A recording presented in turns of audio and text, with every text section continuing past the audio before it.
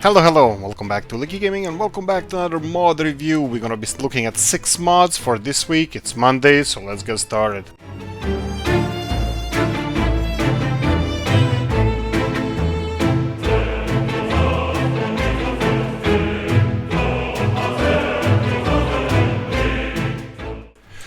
Now, if you're from Eastern Europe like I am, you probably saw one of these bad guys.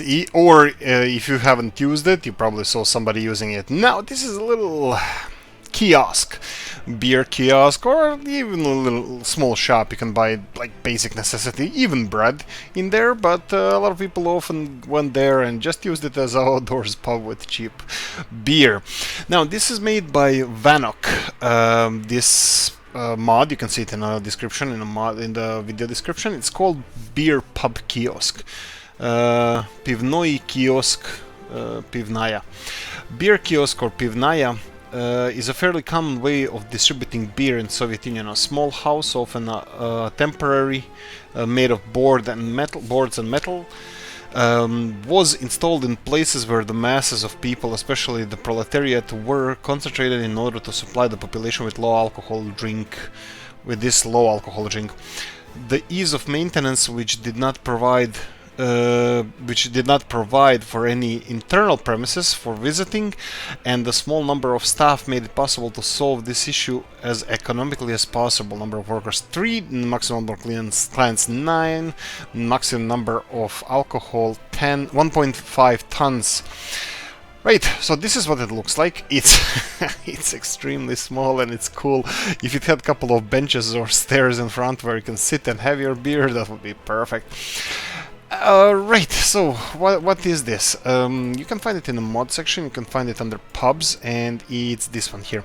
Costs only 474 rubles to put it here or whatever. Or if you want to build it yourself, it's gonna cost 2 tons of gravel, 2 tons of boards, and so on, and 20 work days to build. Nothing spectacular, but if you want to have something that fits practically anywhere and distributes alcohol, this is the way to go. Okay, let's move on. Right, so the next one is 3 different mods. It's a set of mods made by Novu. Novu is a modder who went into a unique approach to the modding and all that good stuff. Why is that? Let me show you this. I just forgot to... Oh, this is finished. Okay. So, these are really small thingies here we have. They're tiny coal processing plant, tiny ore processing plant or ore works, iron works, and then we have tiny steel mill. All of them are, well, quite tiny. They actually are. They only have import capacity of 20 tons each of them, either coal ore or iron ore, and then you have a steel mill. I'm gonna read the word of 2 of each one of them. You have to limit the amount they can store in here because they can accept only 1 aggregate. So just store this item, just click on store this item, so they can store individual items rather than have a full storage of only 1 item. Right, so we have 2 trucks running here because there's a problem with them. Not really a problem, it's something that you have to get used to. It's a small one. They do have input. You can have a conveyor belt running and have an input of, in this case, coal. Sorry, this is iron, if you want to have iron. Conveyor belt or coal conveyor belt. Conveyor belts transporting those items, you can, but there's no storage for output, so you're gonna have to have trucks running around and transporting all that good stuff because there's no other way around it. Right, so what's the deal with them? I think technically you can implement this in every town to have their own industrial area, industrial neighborhood, and have a small or stable, whatever, coal supply. Iron supply, and in the end steel supply. They produce 10 tons per workday at maximum capacity, which is more than a steel mill can produce. Steel mill has a maximum capacity of consumption of 7 tons of coal and 7 tons of iron, so you will practically, if all is supplied well, never run out of either or either of those two. Steel wise, again, you're gonna have to have you can find them all in factory section of your mods, and of course here we go. Steel one has even the railroad connection, so you can export this by railroad. But I 15 tons. I mean, seriously, you can't really export 15 tons with. Well, you can, but the train is gonna be waiting for a long time because maximum work. Production per work day is 1.4 tons, so I would assume that you would go without coal. On the other hand, you have two different versions of ore, coal, and iron processing plant. You have with railroads or without railroads, but then again, their input capacity or output capacity is way too small for you to fill any train. Even with one cart of 60 tons, it's going to take you 6 days to fill one cart of train. So I would say that this is better made for local consumption in a setup like this. You can see here. I think it's quite cute. I think I'm gonna be testing around this for a while. It's gonna be a little bit crowded because they don't have any industrial connections. And yeah, it's just gonna be crowded until we can get all the stuff out. You can see if you fill in with your iron here, you can find yourself with 2 trucks waiting to be unloaded here and never unloading. Maybe it's better to set them up when they unload that they don't have to wait to be unloaded, so they can move away so we can unload the steel. Yes, so these are 3 mods. You can find them in the mod section, so I'm gonna tell you a word or two about them. A tiny iron works for processing small amounts of iron ore into pig iron, employs only 10 workers. Comes in the 2 versions, one with train and one with no train connection. Of course, this is the same description for the coal processing, and of course the steel plant has a little bit different description. A tiny steel plant for manufacturing relatively small amounts of bessemer steel, employs up to 35 people. This is the only description we can find in the Steam Workshop description. I think it's really cool. I think it's something worth looking into, especially if you're building a small town with a small industrial neighborhood. Definitely something you should look into. I definitely will. Right, continuing on, we have another controversial one made by Hardcore Gaming. It's underground high voltage power lines. Why controversial? Because I don't know if we should put those underground. It doesn't look so nice. I mean, like, it looks perfect, but that's not how the real world looks like with high voltage power lines under the ground. So you can see here I made a 1 kilometer, 750 and 500 meter ones. I believe those are... No, it's 250, 500 and 1 kilometer. Yes, I think that's the one. Right, so what's the deal with the cables? Modded electric substation with underground power connections. Versions up to 1 kilometer of underground power lines. There is also another version of transformer with 9 underground outputs for connecting substations.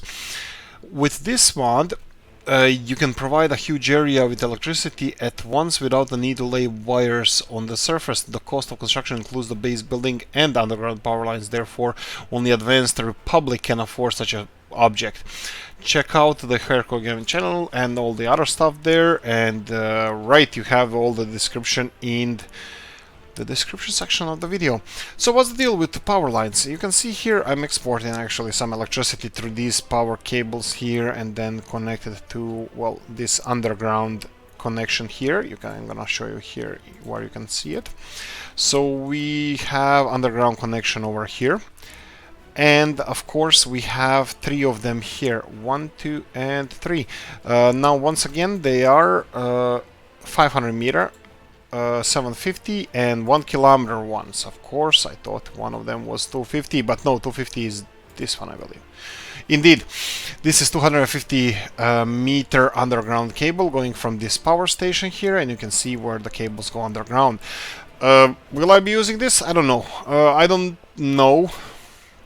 Maybe in science fiction version of the series that we make, where all the invisible Nikola Tesla version of the game, where everything is wireless, or in this case underground. But I don't know. I don't know. Maybe in science fiction version of the series that we make, where all the invisible Tesla version of the game, where everything is wireless, or in this case underground. But I don't know. I think a lot of you are going to be using this because it's clean. It's clean as hell because there's no cables, there's nothing, and there are actually 3 high voltage cable going just through this forest.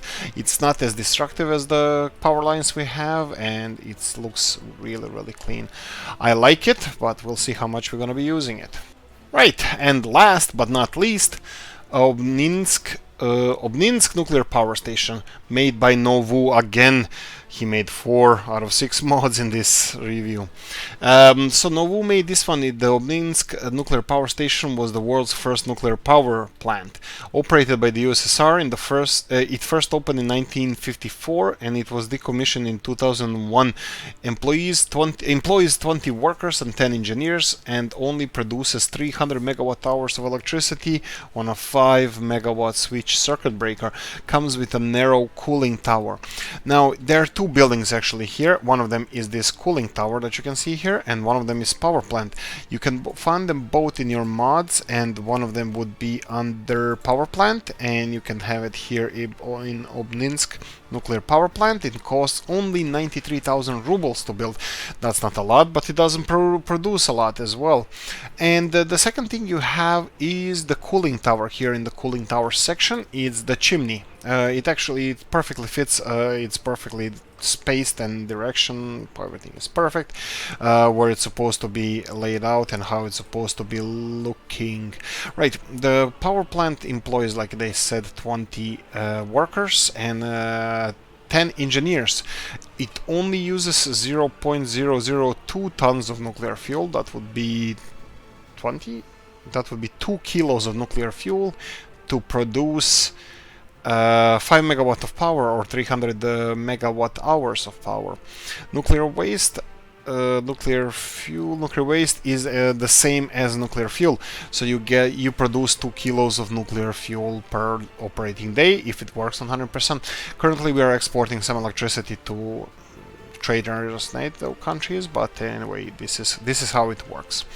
I was looking forward to these smaller nuclear power plants. This might be a little bit too small, but I'm still looking for perfect size, like 20 megawatt nuclear power plants. I think the ones we have are a little bit bigger than that, and yeah, anyway, I'm looking forward to trying to use it. It's gonna be a quite logistical operation supplying them with nuclear fuel, because they don't have a huge storage, and their consumption is very slow, so only from time to time you're gonna need to deliver some nuclear fuel. Anyway, that's it. 6 mods: underground high voltage power lines, nuclear power plant, the first one in the world, and we have 3 industrial buildings here: steel mill and 2 tiny ore and coal processing plants, and of course a little beer kiosk here. Right, if you like this, hope you did, then press the like button. If you didn't, leave a nasty comment in the comment section. You know what's the deal. Like, subscribe, all that good stuff. Guys, thanks for watching. See you in the next one. Bye bye.